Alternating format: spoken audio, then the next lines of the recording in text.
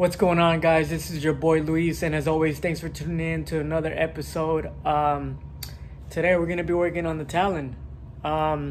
First of all, really quick, I want to say a huge shout out to my boy David over at 4263T Addict.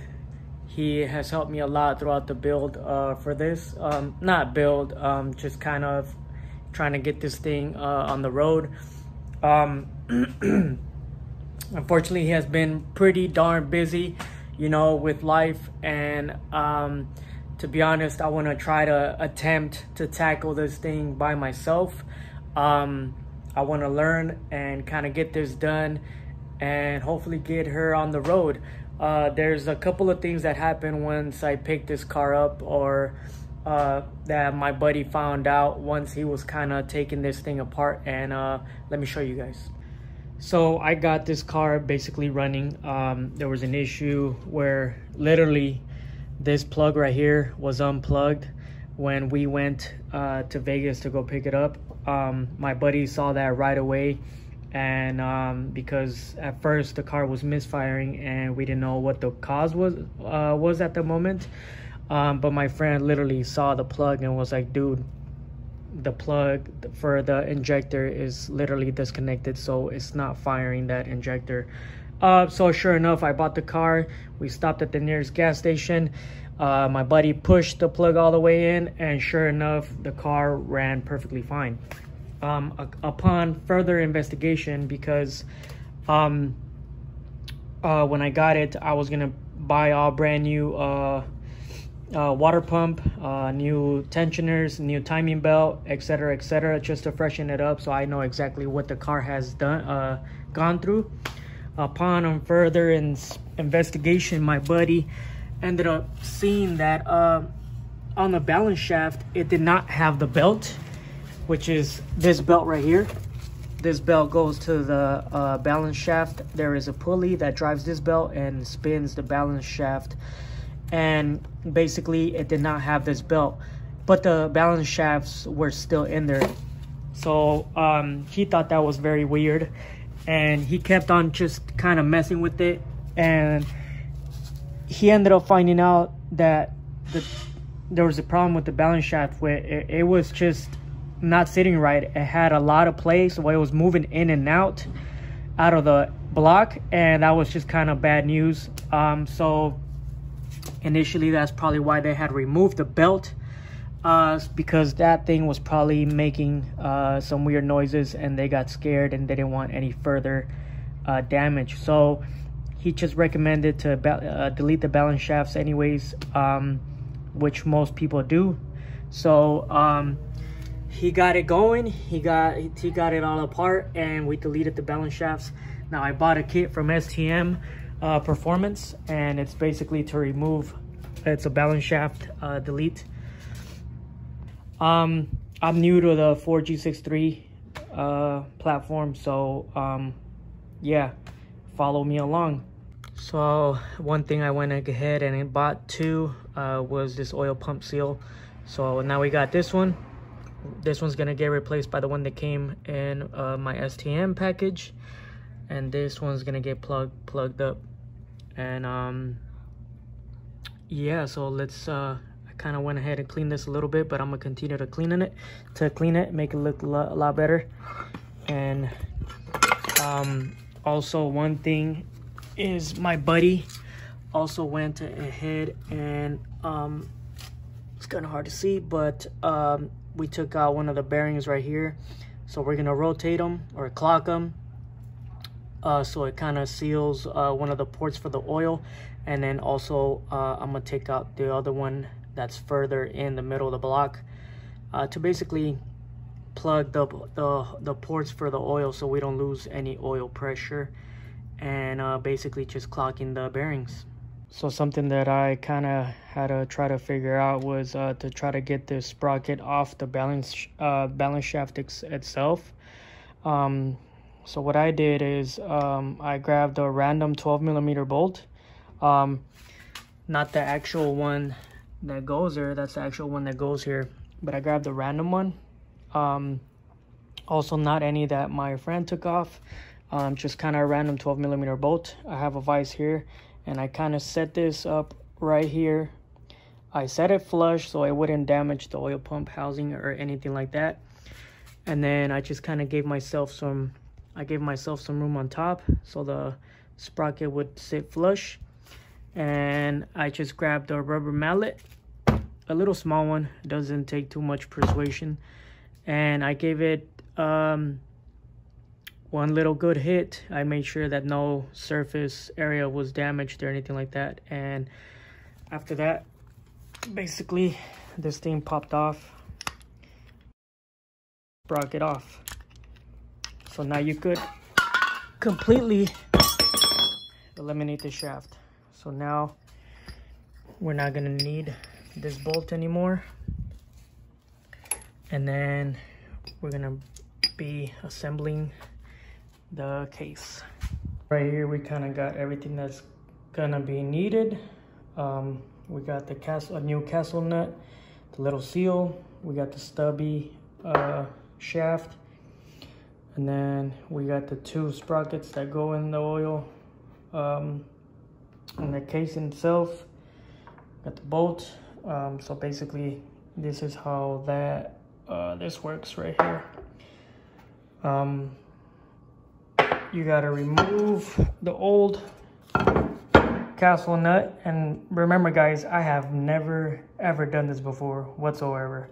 So this is just basically going off information that I have looked up on the old trusty Google. I guess there's a tool to actually remove this, but there's people out there who just kind of tap on the corners and get it to tighten up.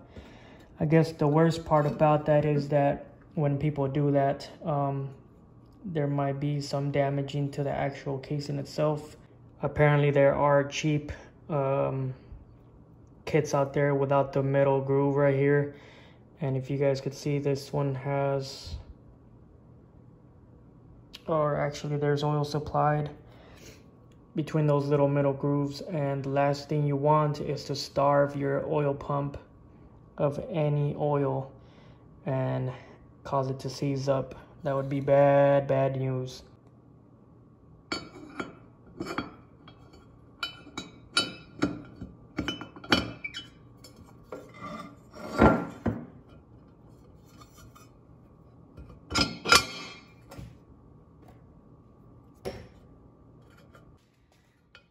So I actually had it backwards. Then you can get your nut.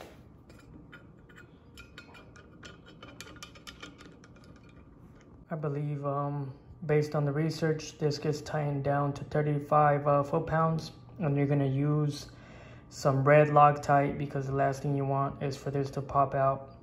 And I guess it has happened to some people before. So you want to do, I believe it's 35 foot-pounds of torque.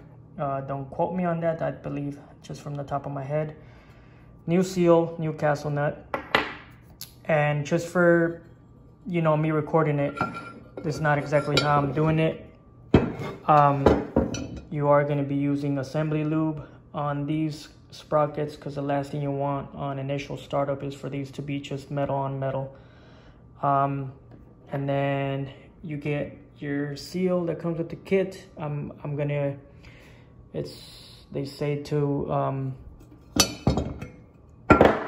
They say to use some high temp silicone, and then press that on there. And then obviously your gear is gonna be in here. And then once you're putting everything together, there's only one way that this other sprocket could go, and so on, so forth. So yeah. So last time my buddy got the first bearing out from the front part of the balance shaft. And then based on information that I found online, the shaft, we don't need this, so this was cut. So basically this is kind of like the same size as the bearing on the middle part of the engine. So I made this little contraption here. This is basically just a little 13 millimeter bolt. Metric, it bolts up to the shaft. And then I basically just got an extension and a 13 millimeter socket. And then I kind of put it in here like this, and then locked it up in place in here, as you guys can see. And then I just kind of put it in there, and with the little hammer, I got the other bearing out. Now just be aware, sometimes it might leave a little bit of shavings, so just make sure, you know, obviously you guys know what you guys are doing. So I'm gonna just clean out some of the little extra shavings that I might have left behind. So basically these holes right here, as you guys can see, are on the inside of the block. So basically, instead of being like this, you're gonna clock them 180 degrees, and basically it's gonna be blocked off right there. Oh dang, it's gonna be blocked off like that. So now the way people have done it online is they grab a magnet, and just to make things easier to hold the magnet in place, they hold the bearing like this, and then do the same thing. This time I am going to use the 32 millimeter socket. I wasn't having success with that one, so I went ahead and did it with this. But in this time, I'm going to do it with the 32 millimeter socket. Hold it in place, get it started, pushed in, and then actually get the bearings in. So give you guys basically an idea. I got the magnet, I got the bearing clocked 180 degrees, and this is pretty strong magnet, so it should hold. Now I'm gonna work it up. The front part up here, it's over here on this side, so I'm gonna work it the way up. Hold it in place right there, and then with the 32 millimeter 1/2 inch socket, I'm gonna drive in the socket in there, and then get it started, and then hopefully we don't have too much trouble getting that bad boy in there.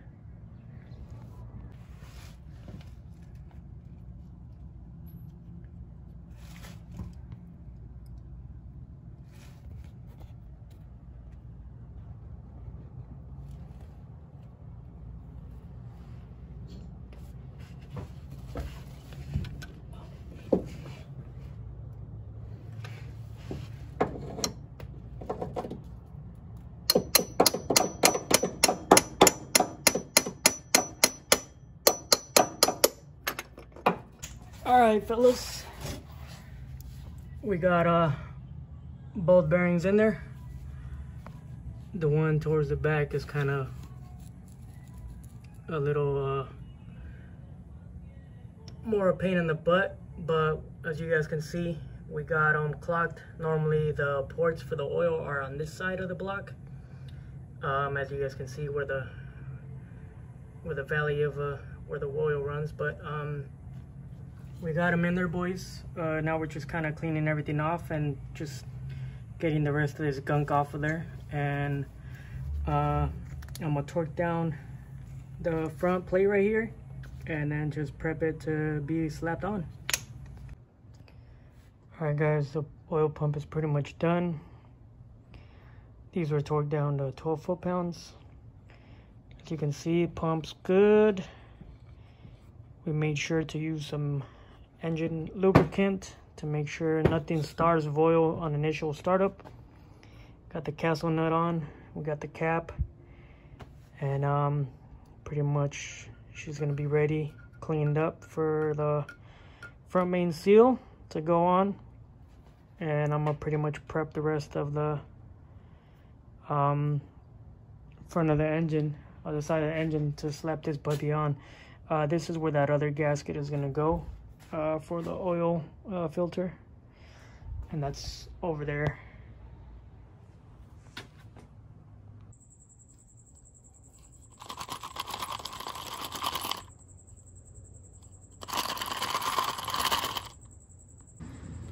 Got a little RTV, just put slightly a little bit everywhere where it cleaned.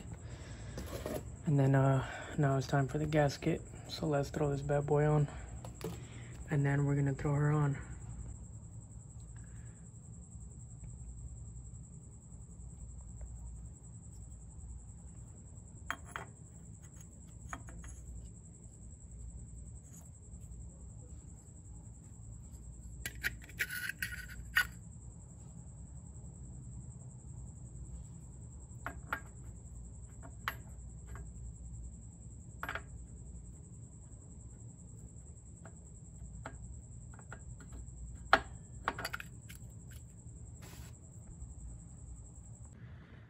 All right, guys, so we got our timing belt on.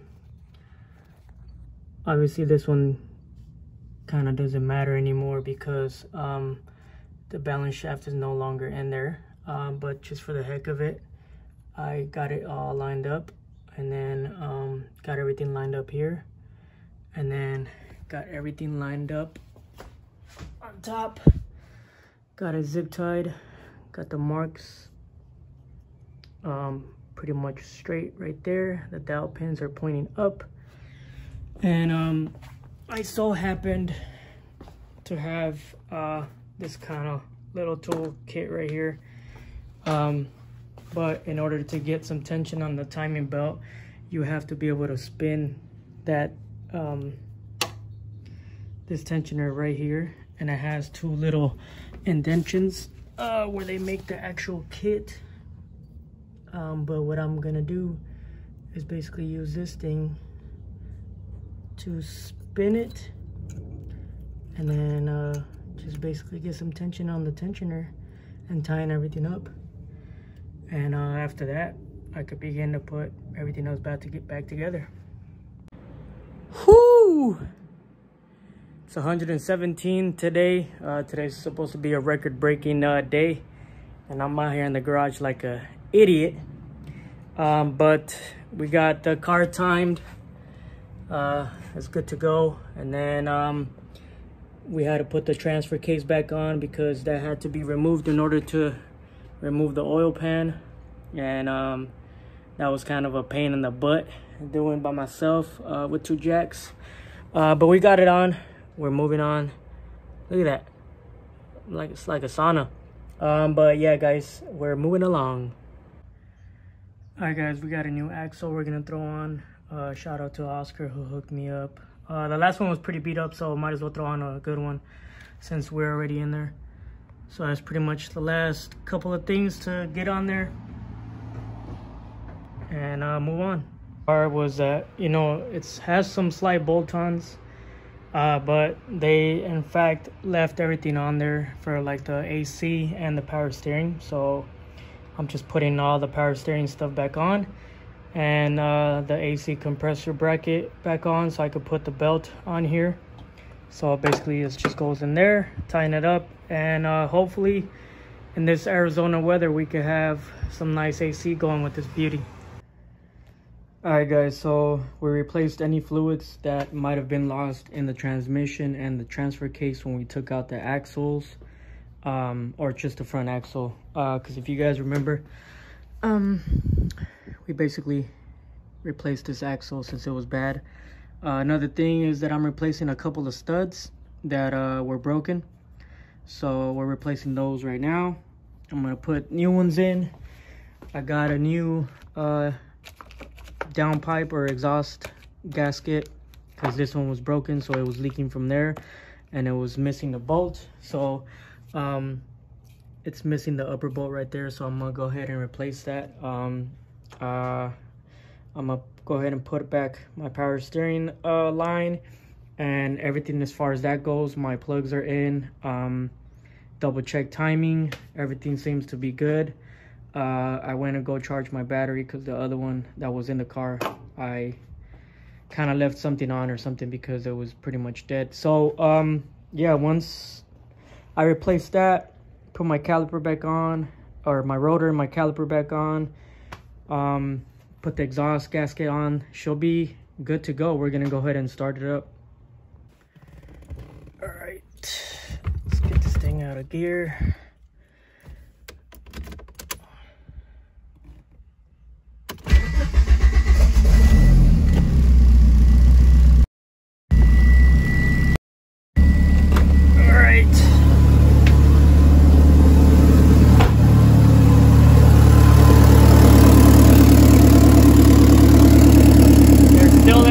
Leak, which kind of sucks.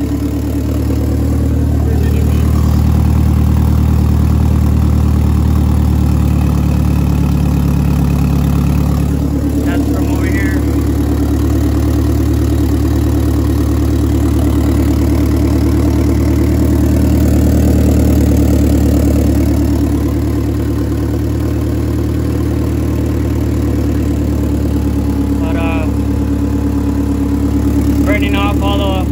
our steering fluid that kind of fell off. But the only thing leaking right now is this thing, that side.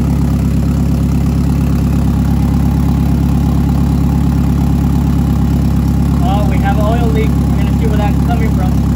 Alright guys, so after some further investigation, I came down to a conclusion that I forgot a very critical part. And it completely sucks because now I have to tear this thing apart once again. I guess it's part of the learning process. As you guys can see, there was a lot of oil coming out. And see this little bad boy right here? This is actually a little seal that goes to the oil pump. So it completely sucks. That's the only thing that I could think of that I forgot to put in that could be causing that oil to be falling out from the front of the engine. So yeah guys, apparently I might have to kind of take this thing apart again. But as you guys can see, everything was running perfectly fine. The timing was perfect. It literally did not struggle to turn on, and there was no problems whatsoever when it comes to that. So I basically take out the top motor mount again, take out the belts, and then you know, the stuff in the front. But for the time being, that's gonna be it for this video guys. I'm probably gonna attempt to do that a different day because it's pretty darn hot out here.